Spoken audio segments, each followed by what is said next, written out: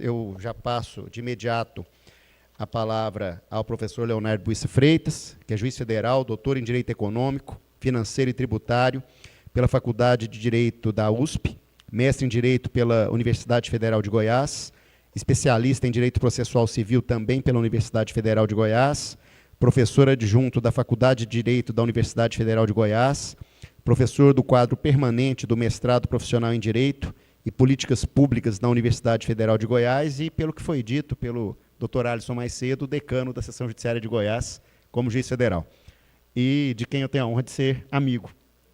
Né? Então, professor Leonardo, passo a palavra a Vossa Excelência para abordar o tema características normativas do imposto seletivo. Alô? Bom dia a todos.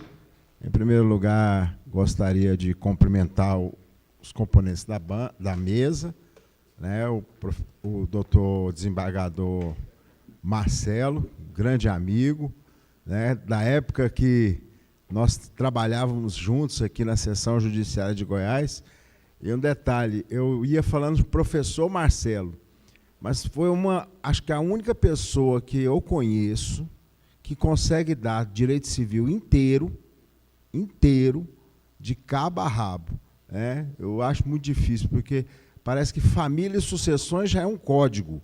Né? Para mim é uma coisa horrorosa, daquele tamanho, mas ele dava aula de tudo, né? E bem dada, diga-se de passagem. E é uma alegria também estar aqui com a professora Maria Tereza Ruas, né? A quem aprendi a admirar no grupo de Sociologia Fiscal, né, nas suas intervenções lá no grupo, que eu participo também, assim, aprendo muito. Né? E eu quero agradecer o convite feito pelo desembargador Jamil, feito pelo doutor Matheus, que entrou em contato comigo. Para mim é uma alegria muito grande estar aqui falando com os senhores sobre o imposto seletivo. Quero cumprimentar em especial toda a plateia, na pessoa dos meus dois colegas lá da Federal, que estamos no mesmo grupo, né? O professor Alisson e o professor Francisco. Né? Muito interessante. Para mim é uma dificuldade muito grande falar depois do professor Frank. É difícil de falar, porque o professor Frank é uma enciclopédia ambulante. Onde ele vai, ele tem sempre soluções, e soluções interessantes, né, críticas sobre o direito tributário nessa pegada de sociologia tributária, que é uma coisa totalmente nova. Eu vou falar para vocês que eu fiz o doutorado na USP, nunca tinha ouvido falar nisso. Né? Fui ouvir falar nisso numa época que lá ele era das ciências sociais, não era do direito, e eu fui participar de uma banca lá no Campus 2, quem conhece Goiânia sabe, longe para danar, né? Fui lá no Campus 2 participar de uma banca, ele me convidou gentilmente, e aí eu fiquei conhecendo o trabalho do professor Frank. Então, a vocês e a todos, meus cumprimentos. Eu vou fazer o seguinte, o que me foi dado para escrever, para falar, características normativas do imposto seletivo. Como eu já sabia que a professora Maria Tereza ia falar sobre as pesquisas empíricas, eu praticamente não falei. Algumas coisas eu vou repetir o que ela falou, porque estão aqui escritas. Eu falei para ela ontem, né? Eu li o trabalho, né, do observatório, né, e convido a todos a lerem, muito interessante. Eu li o trabalho uma vez, aí deixei passar umas 2 semanas e li de novo, para digerir todas as informações que tem, que são informações muito interessantes sobre o imposto seletivo. Eu vou começar falando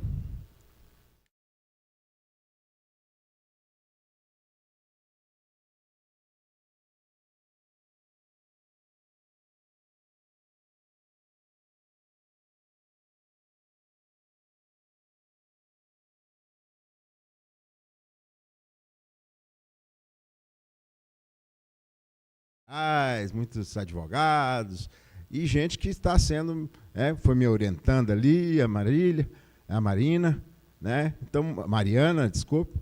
E aí a gente vai aprendendo com os alunos e como a gente aprende aqui com o pessoal da Justiça Federal, meus queridos colegas, notadamente aqui os da sessão e os que tiveram o trabalho de vir para cá. Então, eu fiz um textinho para tentar não fugir do tema. E fiz um pequeno slide em que a gente começa com uma coisa, eu não combinei com o professor Alisson, mas é sobre a questão da seletividade como um critério de justiça fiscal e também como um tributo extrafiscal. Ele leu o meu trabalho, um pedaço do meu trabalho, em que eu falo que a seletividade ela é essencialmente importante, porque faz parte do sistema, está aqui notado, está aí, ela faz parte do sistema de referência da tributação sobre o consumo. É uma tese que eu defendo, é que, na verdade, a seletividade ela possui função fiscal e extrafiscal.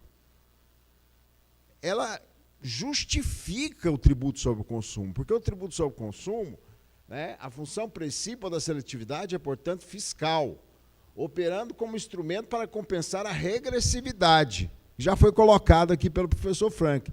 A capacidade contributiva de um tributo sobre o consumo, ou sobre a renda consumida, como eu falei lá no meu trabalho, usando a lição de Musgrave, tudo que nós pagamos é renda. Essa é a ideia, tudo que nós pagamos é renda. É renda oferida, é um pagamento. Renda consumida, é outro pagamento. Renda guardada, é outro pagamento. Então, esse círculo, esse fluxo circular de rendas, como diz o Musgrave, na verdade, é o norte aí para dizer que a seletividade é uma parte importante do tributo sobre o consumo, porque ele vai marcar exatamente a capacidade contributiva.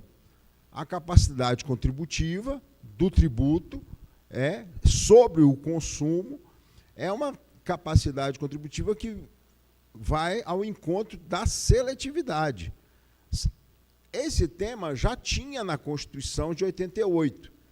Na Constituição de 88 falava: o IPI será seletivo conforme a essencialidade do produto.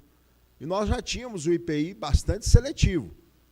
Produtos, como foi falado pela professora Maria Tereza, produtos como tabaco sempre foram bastante tributados. A bebida alcoólica também é bastante tributada. E outros produtos são menos tributados, como nós temos hoje a ideia da cesta básica, que inclusive está na emenda constitucional número 132, no artigo 8º, sobre aqueles já uma nova pegada do que vai ser a cesta básica, que não é só a questão, mas tem que ter alimentos nutritivos, e saudáveis, e que venha ao encontro a proteção ao meio ambiente. Então, toda essa mudança, essa alteração, foi o professor Frank que falou, na verdade, a alteração que nós temos não é só uma alteração na tributação sobre o consumo, mas é uma mudança de concepção de como vai ser a tributação. Mas sempre existiu a seletividade conforme a essencialidade. E aí, eu até faço aqui a...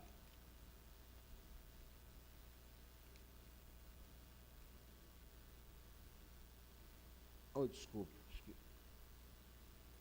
Não. Igualdade em relação ao quê? Então, na verdade, a seletividade é igualdade, é capacidade contributiva. A função dela é exatamente dar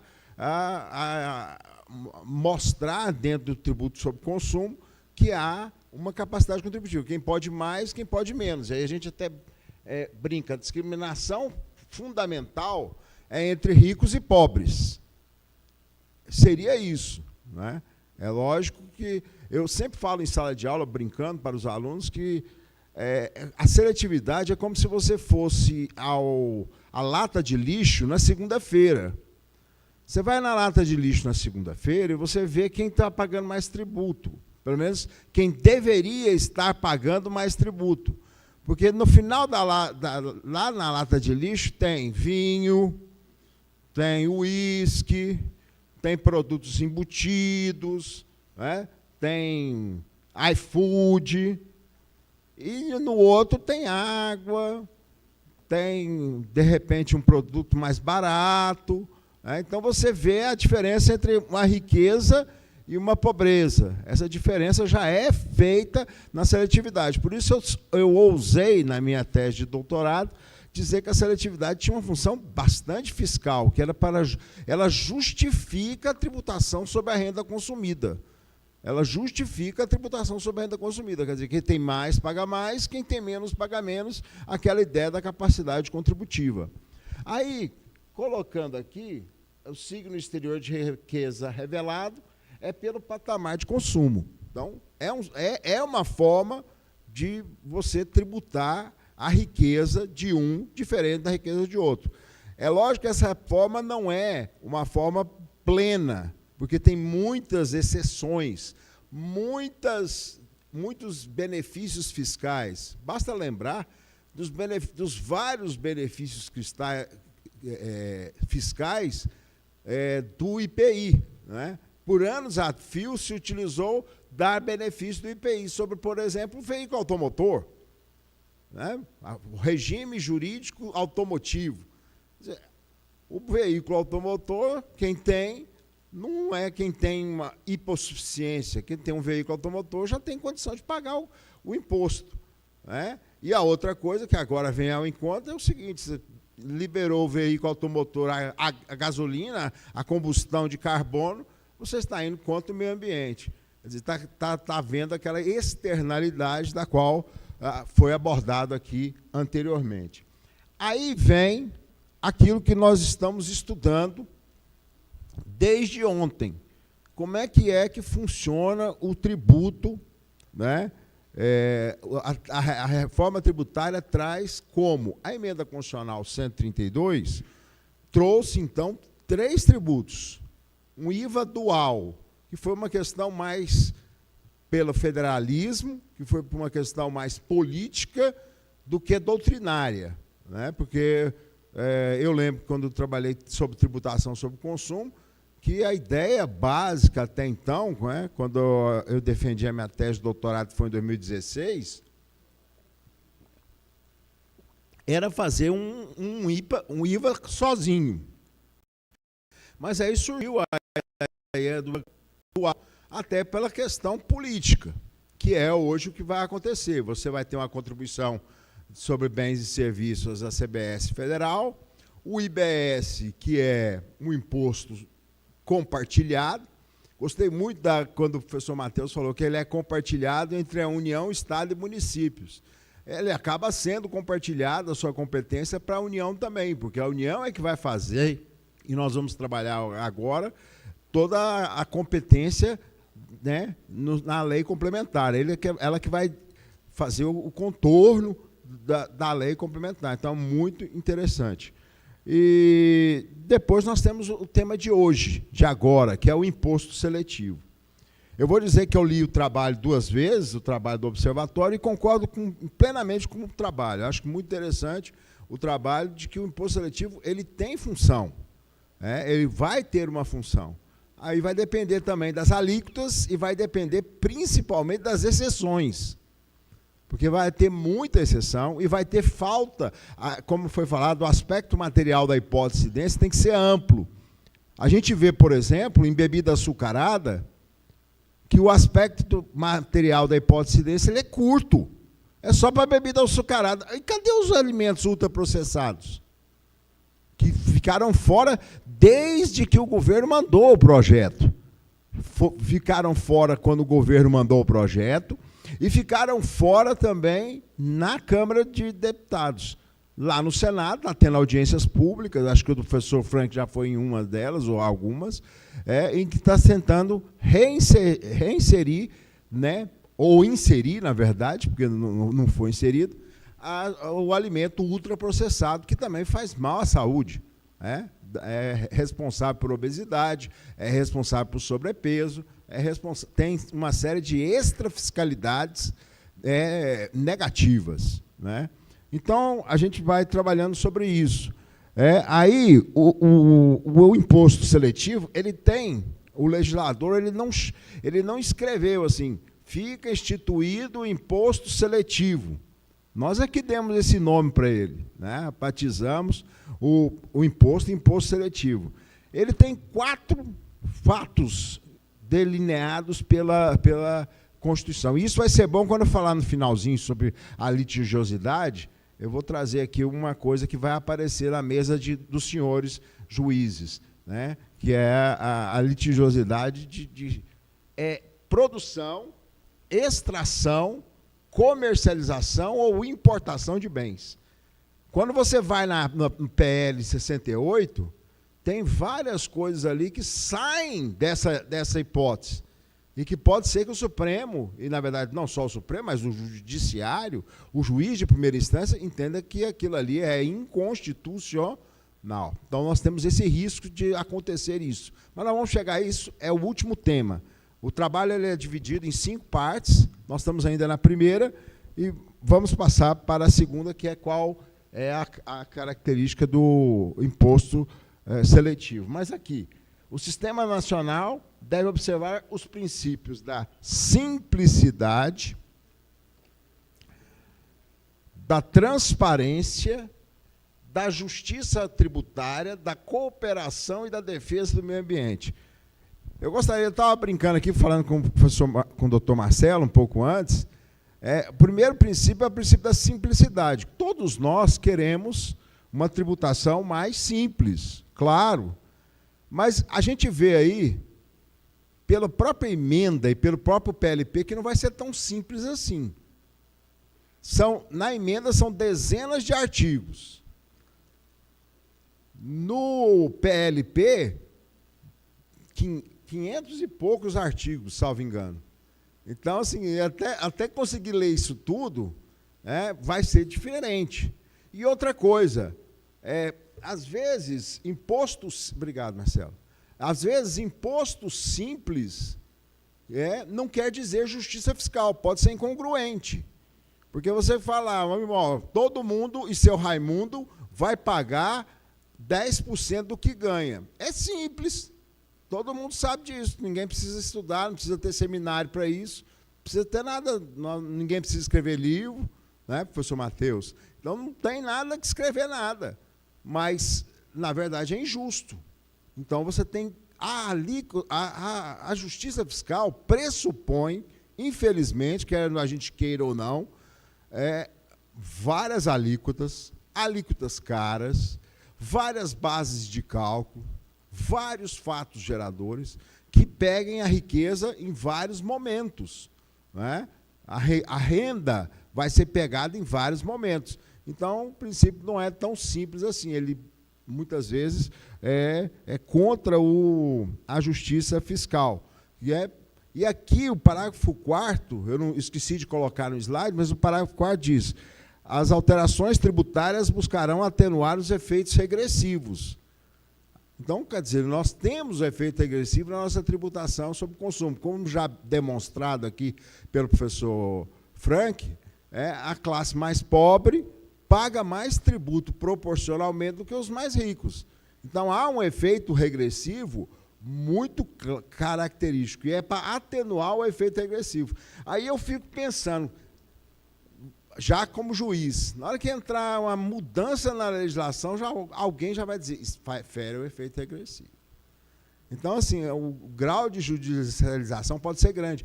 Por exemplo, outra coisa, a tributação, o princípio, também é do meio ambiente, proteção ao meio ambiente. E aí, se o governo resolver dar incentivo fiscal para baratear o carro? Para ter consumo, para haver desenvolvimento, para ter pleno emprego, porque está tendo desemprego na indústria automotiva, também porque a indústria automotiva tem força para fazer lobby. Bom, caiu na sua mesa, é inconstitucional, é até fácil. Bota o carimbo, pá, inconstitucional. Está contra o artigo 145, parágrafo 3º. Então, assim, coisas assim que importantes, esses princípios, né? Não são apenas não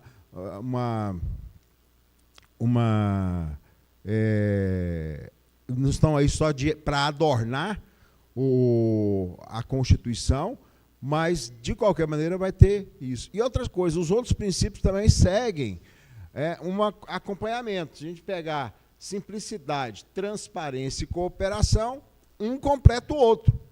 Né? Vai ser simples, vai ser transparente e vai ter cooperação.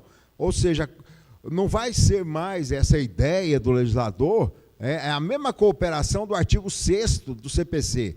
Né? Vai ser o seguinte, tem autor e réu. Aqui vai ter o fisco e vai ter o contribuinte.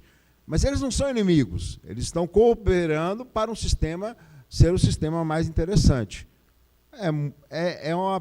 São princípios importantes que foram trazidos pela emenda constitucional número 132. Vou prosseguir. Contornos do imposto seletivo. Bom, o imposto seletivo, como nós estamos vendo, é um tributo sobre o consumo.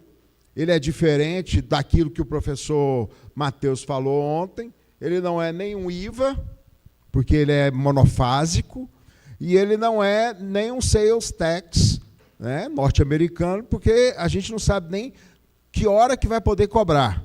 Isso vai ficar por conta do legislador complementar.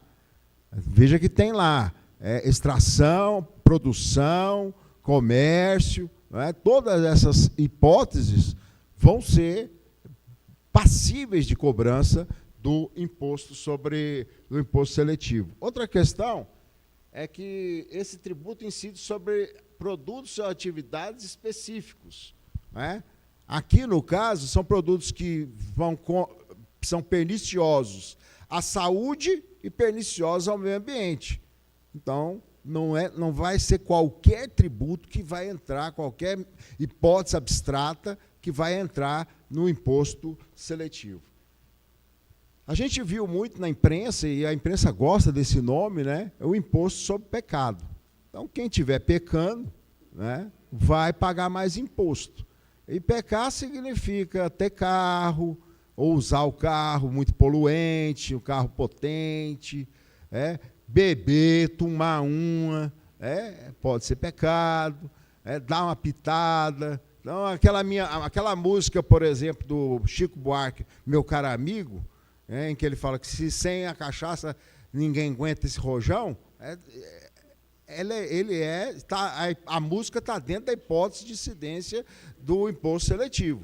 Então, é um imposto realmente que vai pegar essa ideia. Outra ideia, que já foi até utilizada, eu não vou parar muito, é que tem um caráter extrafiscal, claramente extrafiscal, né? E esse caráter extrafiscal visa exatamente induzir comportamentos. Foi aquilo que a professora Maria Tereza colocou. Induzir comportamentos, quer dizer, que possa diminuir o consumo de álcool, diminuir o consumo de tabaco, como nós já tivemos, né? E não basta só, estava conversando com o doutor Marcelo, com o desembargador Marcelo, não basta só criar um tributo caro. Como ela colocou, é necessário toda uma política pública, né, que possa orientar as pessoas da importância de não consumir aquele determinado produto, ou de não poluir, ou de não emitir CO2. Né? Indo aqui. Quando desenhados para o tributo que seja equivalente ao custo social gerado em decorrência da atividade ou do produto, que se quer desencorajar. Então, a ideia do custo social, que já foi trabalhado pela professora Maria Tereza, eu não vou voltar. Né? Nós adotamos, na Constituição, isso é que é importante observar, a doutrina pigoviana. Então, na verdade, nós podemos até debater teoricamente, academicamente, numa sala de aula, mas nós, como juízes, vamos ter que julgar com a doutrina pigoviana na mão.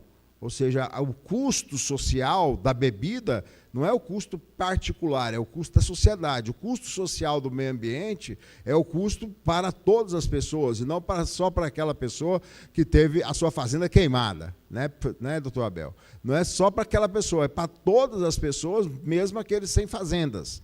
Né, aqueles que não são adeptos ao meio ambiente, que não são ambientalistas, né, o calorão que está aqui, né, aqui sempre fala que o pessoal de Goiás recebe o pessoal muito calorosamente, né, o pessoal que está de fora. Então, sentindo mesmo que calorosamente estamos recebendo vocês, porque hoje deve fazer 38 graus. Então, quer dizer, o que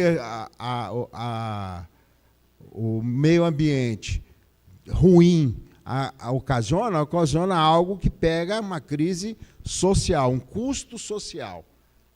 Um imposto seletivo sobre a emissão de carbono, o carbon tax, que foi falado aí, ele seria importante para essa situação. Na verdade, nós temos, então, com o imposto seletivo, a internalização no preço de uma extrafiscalidade negativa, né? Ou então você vai ter lá aquela aumentando os serviços, aquela externalidade negativa, ela vai ser colocada aqui dentro. Então, por exemplo, se a pessoa quiser fumar, ela fuma, problema dela, né? É problema dela, um problema individual, mas não é. Há uma externalidade negativa, porque vai ter gasto com saúde pública, vai ter problemas, a pessoa sair de licença por causa de uma doença, né? Vai ter problemas no mercado de trabalho, tem uma série de problemas que são essa externalidade negativa. Então, com essa externalidade negativa, você faz uma internalização. Foi o que a professora Maria Tereza falou. Você coloca no preço.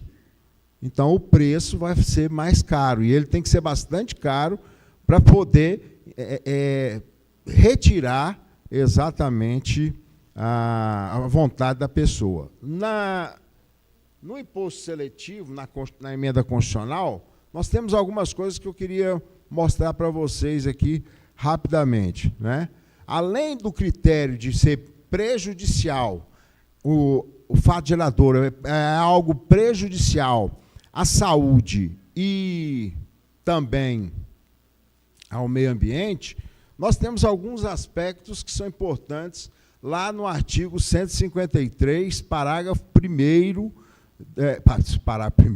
parágrafo 6º da Constituição. Foi colocado um parágrafo, né, na Constituição que complementa exatamente o que é o imposto. Porque aquele artigo 153, inciso 8, vamos ser sinceros, é bastante lacônico, né? O que pode gerar, o professor Fernando Scaff fala, pode gerar, a hipótese abstrata é bastante ampla. Não tem um fato meio definido, bem definido. Mas, além disso, tem alguns aspectos. Por exemplo, a imunidade da exportação, salvo as atividades de extração.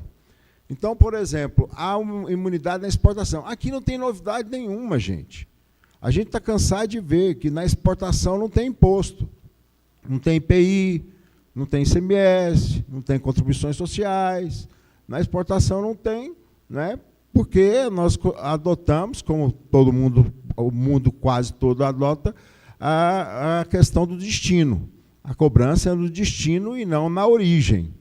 Na importação vai ter, né? Quer importar, vai ter imposto de importação, vai ter IPI, vai ter ICMS, que vai crescer o imposto, vai crescer o tamanho do imposto, e aí vai ter tudo na origem, tudo no destino. Onde é o destino? Aqui, onde eu vou consumir aquele carro que eu comprei importado, por exemplo, né? Não eu, mas alguém. A imunidade da exportação, salvo... Deixa eu ver se eu...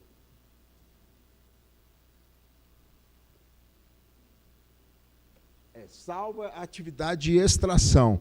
Porque a atividade de extração ficou marcado lá, né, no texto constitucional, que, no artigo 153, no seu parágrafo 6º, lá no final, no inciso 7, que o imposto é previsto na extração de bens minerais, né, basicamente. E aí, podendo ser cobrado independentemente da destinação. Então, o produto mineral, a ideia é que ele faz mal ao meio ambiente, ao ser extraído, né, por exemplo, o minério de ferro, que vai ter essa extração, que vai ter essa cobrança, e aí vai haver efetivamente uma cobrança também na exportação desse produto, né? Depois a gente volta a falar sobre outras questões.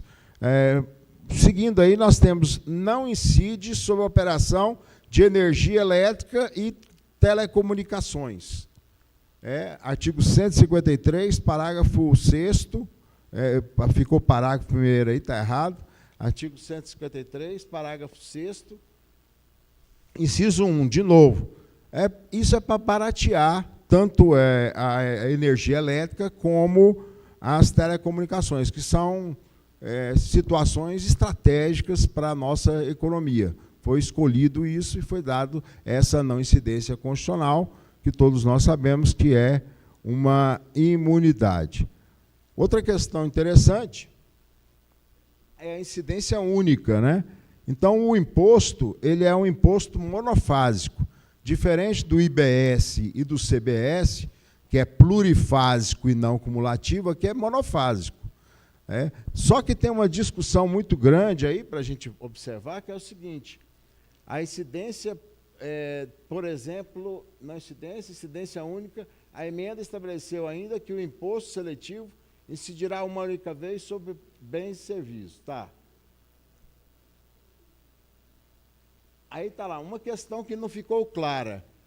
Quando o produto é usado na fabricação de outro, há nova incidência? Essa é uma questão que pode aparecer na mesa dos senhores, nas nossas mesas. O insumo, ele é pernicioso ao meio ambiente. Já foi cobrado. E aquele produto que vem daquele insumo também é pernicioso ao meio ambiente. Vai cobrar de novo? O advogado vai dizer, um é um produto, o outro é outro produto. Então, são fatos geradores diferentes. Mas o que pode acontecer, a maioria da doutrina indica, é que, na verdade, deveria cobrar uma vez só, para fazer a mens legis, a vontade do legislador constitucional, que é ter um tributo monofásico, porque senão ele vai ser plurifásico e ele vai ser cumulativo. Então, essa é uma questão interessante. Outra questão que está aí é que a emenda também previu que o imposto não incidirá sobre a sua própria base de cálculo. Então, ele não incide, ele é aquilo que a gente chama de imposto por fora, né? Você vai ter o preço e não vai ter o valor do imposto dentro do preço. O valor fica para fora, para tirar um pouco daquela litigiosidade que nós temos, que muitas vezes acontece sobre o imposto ser sobre a própria base de cálculo.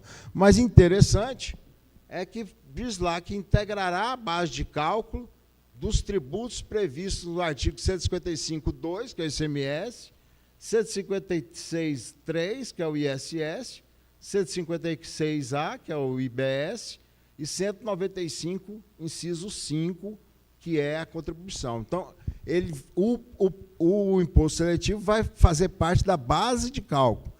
E aí parece que está na nossa cabeça aqui, meu Deus, parece que eu já vi esse filme, né? Um imposto de consumo que está na base de cálculo de outro imposto de consumo, né? A questão da base de cálculo do ICMS na base de cálculo do PIS/COFINS. Então, nós já tivemos essa experiência. Pode ser, não estou aqui fazendo um discurso de terrorista, né? Todo mundo muito otimista, né? A professora Thalita ontem foi bastante otimista com a reforma, eu também sou, né? Mas que pode acontecer, pode, porque está previsto na Constituição que um imposto de consumo estará na base de cálculo de outro imposto sobre o consumo. Então, pode haver alguma discussão e o Supremo entender que essa parte da emenda não vale. Não é constitucional, não é de acordo, até com a interpretação já do próprio Supremo Tribunal Federal. Depois nós temos alíquotas fixadas por lei ordinária. Foi o que foi falado ontem pelo Matheus. A ideia do imposto seletivo, assim como a ideia do CBS e do IBS, eles estão todos juntos. Ficou fácil de estudar. Todos juntos na mesma lei complementar. Por isso que vai dar uma lei complementar quilométrica. Porque você tem lá no meio o IBS e tem aquela questão da simplicidade. Tem que ser simples. Mas lá tem muitos artigos, professores, que cita outro artigo. Isso é para quem está estudando, para quem está... a conduta da lei X, feita da forma da lei Y, conduzirá a sanção na lei Z. É fácil. É fácil fazer essa harmonia, né? Então, nós sabemos, como advogados, como professores, como juízes, que esse tipo de situação é complicada. Puseram tudo na mesma lei e tem vários aspectos do imposto seletivo que remete à CBS, remete ao IBS, o que faz com que a simplicidade não seja muita. É simples, pero no mucho. É esta a ideia. Aí nós temos a ideia da lei ordinária. Por que a lei ordinária? Porque o tributo é extrafiscal. Claramente, o tributo sendo extrafiscal, uma lei ordinária, por maioria simples, ou até por medida provisória, desde que venha a transformar em lei no próprio exercício financeiro, poderá aumentar ou diminuir o imposto naquilo que for interessante. Aumenta mais para ter menos consumo ou aumenta menos para ter mais consumo. Agora, eu fico preocupado assim, o aumenta menos ou diminui é preocupante porque vai contra a saúde e contra o meio ambiente. Então, se o Supremo pegar exatamente essas duas situações do artigo 153, inciso 8º, nós vamos ter uma enxurrada de inconstitucionalidades nesses incentivos fiscais que nós temos comumente. Basicamente, é isso. Depois, a gente entra na parte final da exposição. Bom, esse aqui já foi. Imposto seletivo no PLP. Já foi colocado aqui pela professora Maria Tereza, mas eu vou rever essa parte. Fica instituído o imposto seletivo, de que trata o inciso 8º, artigo 153 da Constituição Federal, incidente sobre a produção, extração, comercialização ou importação, tese do destino, de bens e serviços prejudiciais à saúde e ao meio ambiente. Para fins da incidência desse imposto, então ele vai colocar lá, você vê que o artigo 406, no seu caput, ele remete à Constituição. Ele não vem dando um fato gerador detalhado. Ele simplesmente remete. Quem vai ter que interpretar isso são os hermeneutas, os intérpretes. E aí vem lá.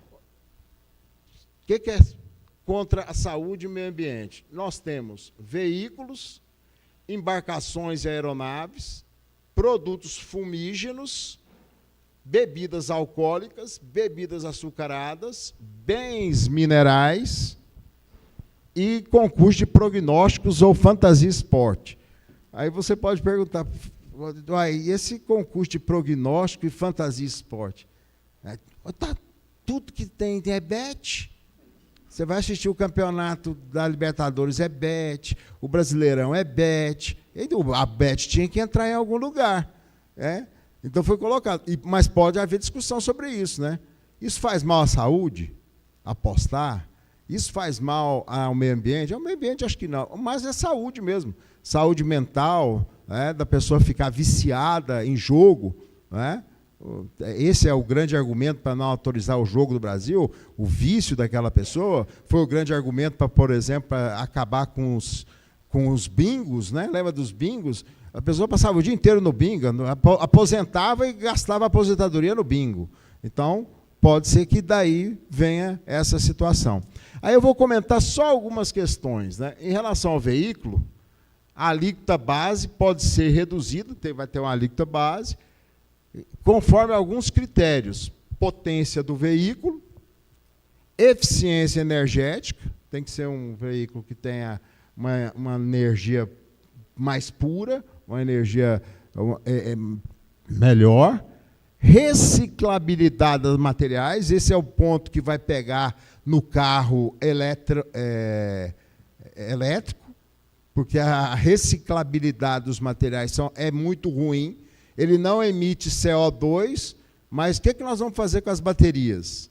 Eu lembro quando eu entrei aqui, você também, o que nós íamos fazer com aquele tanto de pneu velho, usado, que vinha importado? Né? A Justiça Federal trabalhou milhares de processos em cima de pneu, vai trabalhar em milhares de processos em cima de baterias. São baterias que têm uma reciclabilidade muito ruim. E nós temos a chamada pegada de carbono, ou também chamada de carbon footprint. Né? Então, essa ideia da pegada de carbono é aquilo que deixa o carbono, né, faz com que o carbono esteja presente na produção. E aí tem que evitar. Bom, deixa eu seguir aqui. Quanto aos produtos fumígenos, a professora Maria Tereza já falou o que eu ia falar. Ampliou. Isso é interessante. Né? Quer dizer, não é só cigarro, são outros produtos para evitar aquele efeito da substituição. Quanto às bebidas alcoólicas, o PLP estabelece alíquotas de acordo com o teor alcoólico. Nesse ponto, eu faço também a mesma crítica que foi feita pela professora Maria Tereza, de que o teor alcoólico pode fazer só substituição. Né? Ao invés de beber uma pinga, uma cachaça, vai beber cerveja. Aí vai beber mais cerveja. Aí, como falou o doutor Marcelo, vai dar dois problemas: o alcoolismo e a obesidade, né? Que dizem aí que a cerveja dá barriga. Então, poderia haver essa situação. Né? Bom, continuando aqui.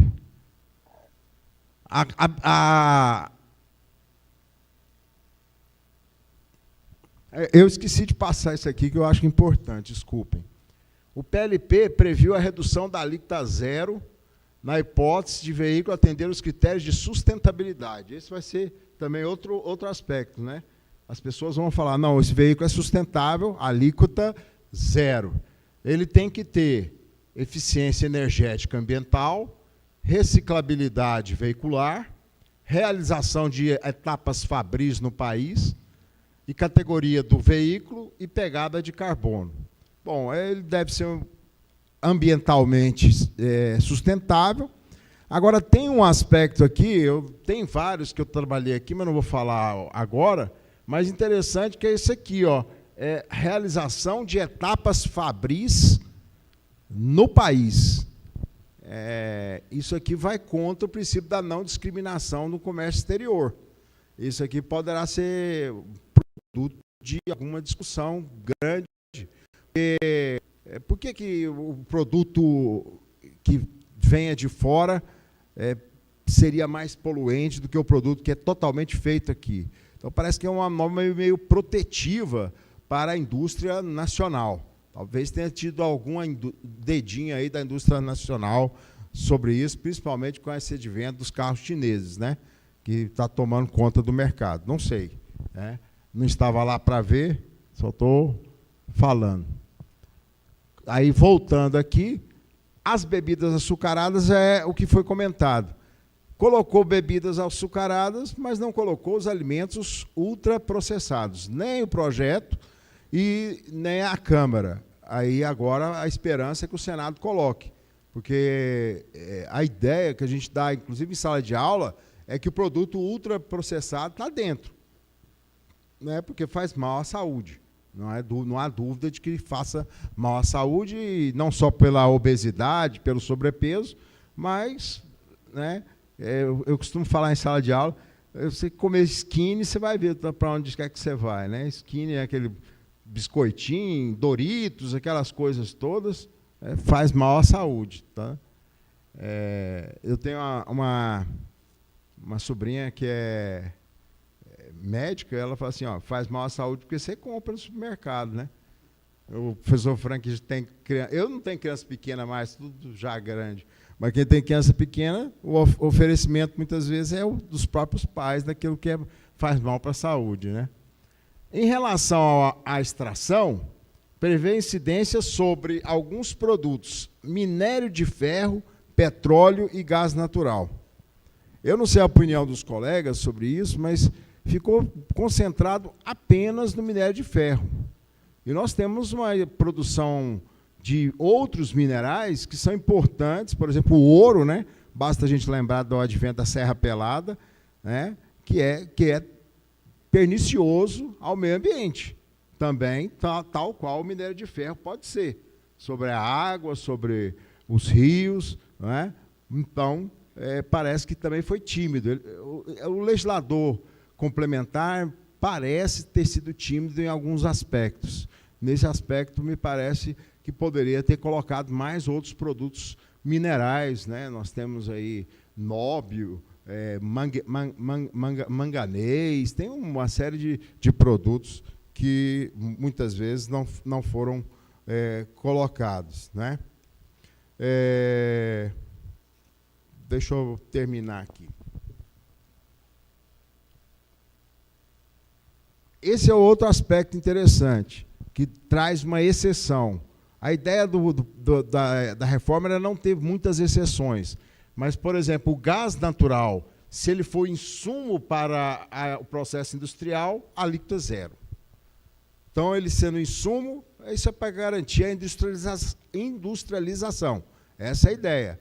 Mas o que vai aparecer na mesa dos juízes, de gente dizendo que aquele gás natural que está lá constando é para produção, aí vai ter que ver se é mesmo ou se não é. Porque abriu a brecha, alguém vai achar local para essa brecha. E aí depois, veio em julho, foi aprovado, teve o concurso de prognósticos e a Fantasia Esporte, na lista de bens e atividades, que não tinha. Por último, a litigiosidade. Ontem o desembargador Marcos já falou um pouco sobre litigiosidade, eu vou só fazer um exemplo aqui, né? Na verdade, nós temos o seguinte, será que a reforma vencerá a hiperlitigiosidade no campo tributário? Tem um texto do professor Sérgio André, que é professor da UERJ, e ele apresenta a posição do Supremo, que é hoje e que pode vir a ser. Veja só, a tradição, o Supremo busca, em primeiro lugar, a definição de cada termo utilizado pela Constituição. Então, ele vai dizer lá, ó, extração é isso, produção é isso, comercialização é isso, importação é isso. Aí que ele vai ver se a lei complementar ficou de acordo. Ele não vai privilegiar a lei complementar contra o que está escrito no artigo 153, inciso 8º da Constituição.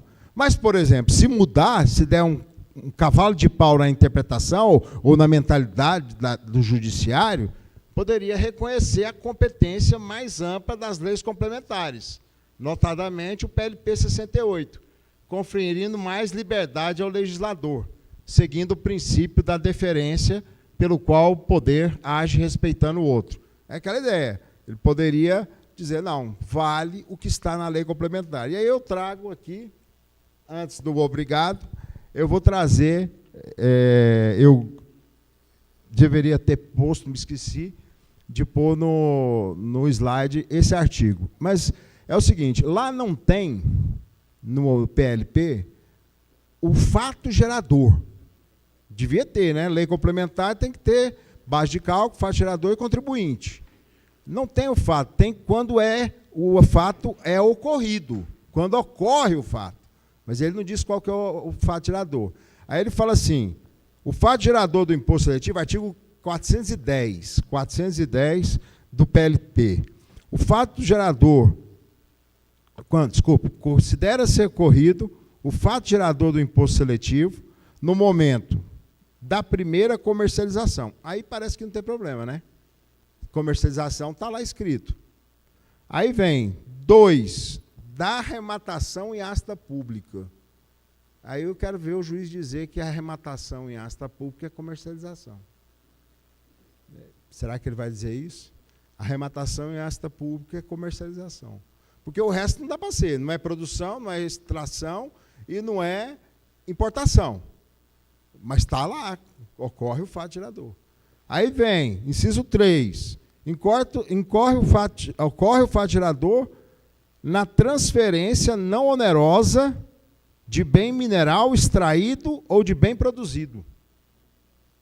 Quer dizer, na cessão não onerosa daquele bem, aquilo é uma extração, aquilo é uma produção? Talvez o Supremo entenda que não. O 4, da incorporação ao ativo imobilizado do fabricante. Não é a fabricação, é a colocação da incorporação do bem ao ativo imobilizado pelo fabricante. Parece que também não está dentro do artigo 153, inciso 8. Da exportação do bem mineral. Ok. Na exportação do bem mineral, da exportação está prevista lá que o bem mineral vai ser exportado. Do consumo do bem pelo produtor extrativista ou fabricante. Ele está consumindo o bem. Quer dizer, ele está comprando? Essa é a dúvida. E do fornecimento de pagamento de serviço que ocorrer primeiro. Aí é tranquilo. Ocorreu o bem, ocorreu o serviço, é tranquilo. Então, o que a gente coloca é isso, que às vezes o que está na lei complementar pode não ser declarado como constitucional, ou vai ser declarado como inconstitucional pelo Supremo Tribunal Federal. É uma primeira percepção. Agradeço a paciência de vocês e reitero meu agradecimento ao convite. Fico muito feliz, muito honrado por estar aqui. Obrigado.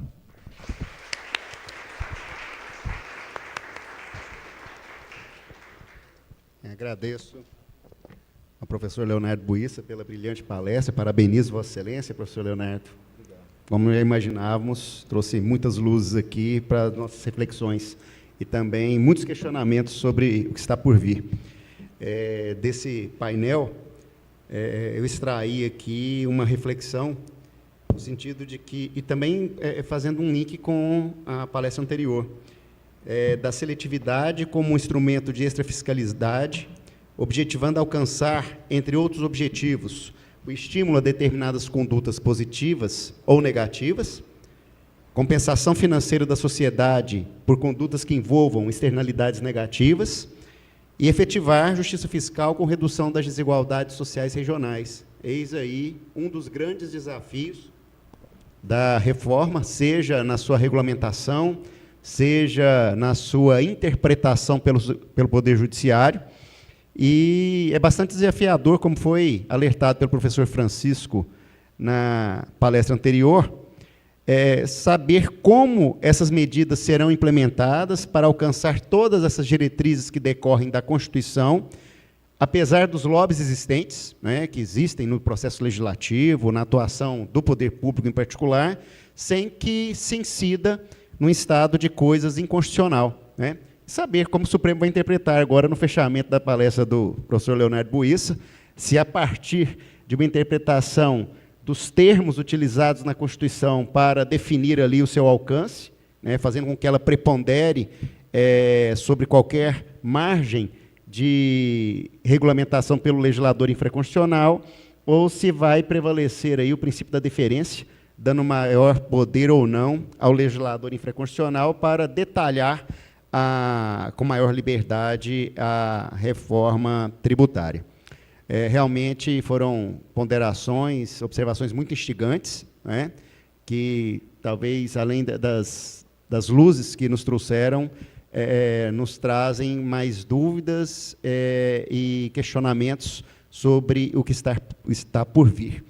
Eu indago às pessoas que estão na plateia se querem formular perguntas aos nossos palestrantes.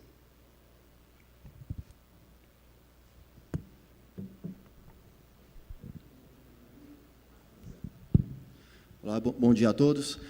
Meu nome é Eduardo Ribeiro, sou juiz federal aqui da seção também, de Rio Verde. A minha pergunta diz respeito especificamente à regulamentação do imposto seletivo, né? Tem muita coisa dita ali no PL 68 que não está escrito, mas é dito, né? E, especificamente no caso do imposto seletivo, e o Estado do Amazonas tem uma situação bem interessante, que não está sendo falada por ninguém, né? Principalmente porque não está dentro do capítulo do imposto seletivo, né? Está dentro do capítulo da Zona Franca de Manaus. Há uma previsão de desconto de 30% de IBS de qualquer produto industrializado que entrar na Zona Franca de entrar no Estado do Amazonas, mas que não seja destinado à Zona Franca de Manaus. Não há a exclusão, né, de bens sujeitos ao imposto seletivo nesse desconto de 30%. Não estaria matando aí o imposto seletivo para quem mora no Estado do Amazonas? Quer falar sobre isso, doutor? Não, eu estou de acordo com o doutor Eduardo, que, na verdade, isso é uma questão de concepção. A ideia inicial da reforma era ter o mínimo de exceções possíveis. E ela está cheia, foi colocado, né, na Câmara uma pleiade de exceções que acaba por retirar o próprio imposto. Essa é uma delas, né, que, no afã de proteger uma determinada região, acaba desvirtuando o imposto seletivo. Concordo plenamente. Mais alguma pergunta? Doutor José Márcio, e depois...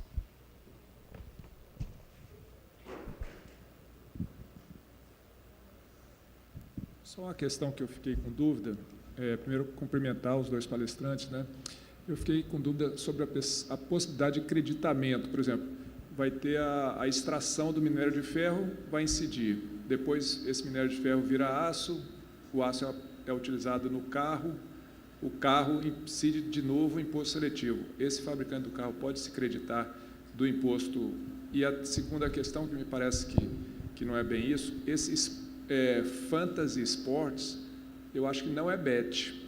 É um outro jogo que não tem nada a ver com bet. Só esses dois pontos. Obrigado. Bom, a primeira pergunta, na verdade, foi aquela dúvida que eu tinha.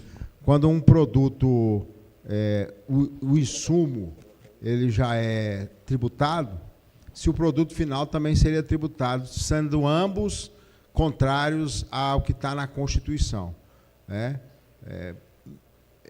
A princípio, eu entendo que é monofásico. Tributou um, precisa tributar o outro. Mas, se tributar os dois, não há previsão de não cumulatividade. Foi o que eu disse na hora que eu falei. Que, na verdade, o que vai acontecer seria um tributo plurifásico, aquilo que nós chamávamos, né, lá na época do imposto de vendas e consignações, né, do primeiro imposto, um dos primeiros impostos na República sobre consumo, em que aquele imposto de vendas e consignações era plurifásico e era cumulativo. Então, vai ser em cascata.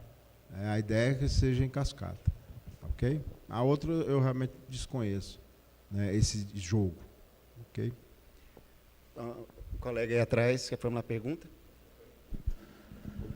Mais alguma pergunta, pessoal? Doutor Matheus. Bom dia, parabenizar o professor Leonardo Buissa, a professora Maria Tereza também pelas excelentes exposições. Só uma dúvida com relação à doutora Maria Tereza pontuou que o imposto seletivo ele é capaz de desestimular o consumo de determinados bens que são prejudiciais à saúde. Eu queria saber em que medida, se há estudos que mostram em que medida isso acontece, quer dizer, qual o impacto efetivo que o imposto seletivo tem, e também se há estudos que mostram qual o impacto que o imposto seletivo pode ter sobre, por exemplo, o setor de saúde, né, sobre o impacto do setor de saúde e justamente em razão do consumo desses produtos que sejam prejudiciais.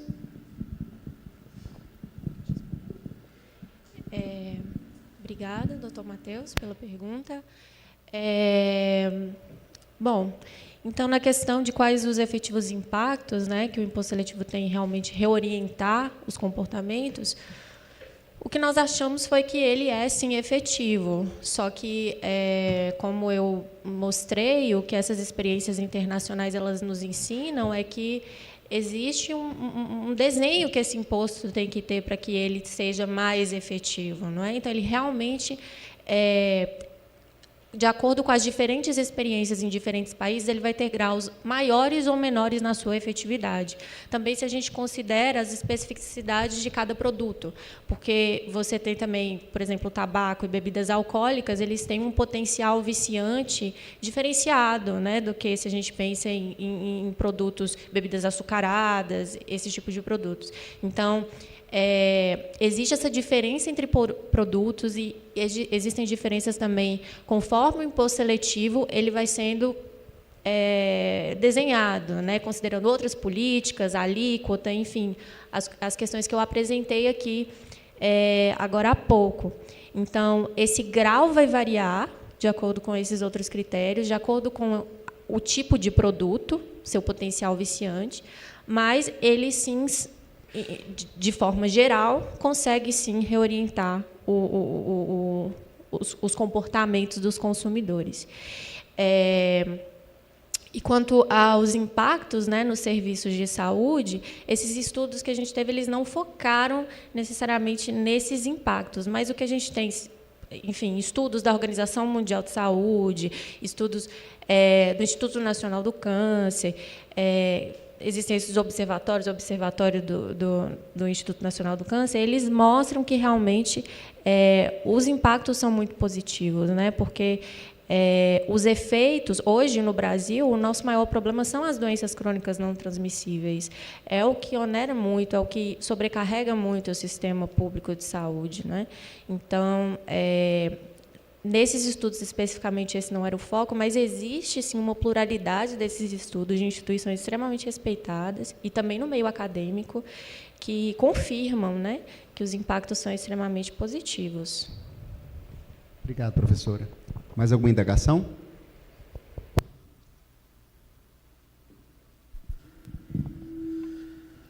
A minha pergunta abarca um pouco da extrafiscalidade do tributo, porque a gente viu que o imposto seletivo vai abarcar tanto produtos que são nocivos à saúde, ao meio ambiente, mas também vejo uma preocupação que, às vezes, que é o ponto crucial da pergunta, se abarca também questões que podem ser nocivas à economia. Porque, por exemplo, se formos analisar as bets, já há estudos, por exemplo, que há uma concorrência das bets e o consumo da população, alguns estudos que são promovidos por atacadistas, que essas situações que abarcam do ponto de vista econômico. O imposto seletivo pode abarcar essa questão, até a questão de endividamento também da população? Não, como fato, o fato é quando é pernicioso à saúde e ao meio ambiente. Mas o efeito sobre a economia, sobre a livre concorrência, por exemplo, o artigo 170, inciso 4 da Constituição, sempre tem na matéria tributária. Isso pode ser discutido, né, dizendo, olha, isso aqui vai dar um monopólio, né, vai dar uma falha de mercado, né, que a gente chama de falhas de mercado. Então, poderia dar alguma falha de mercado, pode acontecer. Aí ele não vai ser decidido ou vai ser analisado, por exemplo, num artigo científico ou por uma petição do advogado, sobre a questão de o próprio imposto seletivo vai contra a economia. Pode ser um efeito, né? E aí o efeito seria uma externalidade negativa que não estava prevista para acontecer. Ok? Obrigado, professor Leonardo. Bom, como na programação nós teremos palestras também no período da tarde, vamos encerrar agora essa fase de perguntas. Eu quero agradecer mais uma vez a equipe da Escola de Magistratura Federal da Primeira Região, na pessoa do seu diretor, desembargador federal Jamil, a Seção Judiciária do Estado de Goiás, na pessoa do diretor do foro, Dr. Marcos Silva Rosa, aos palestrantes, professora Maria Tereza Ruas Coelho, professor Leonardo Buissa Freitas, e a todos que estão acompanhando o evento presencialmente ou por meio do YouTube. Muito obrigado a todas e a todos, e um bom restante de evento. Obrigado.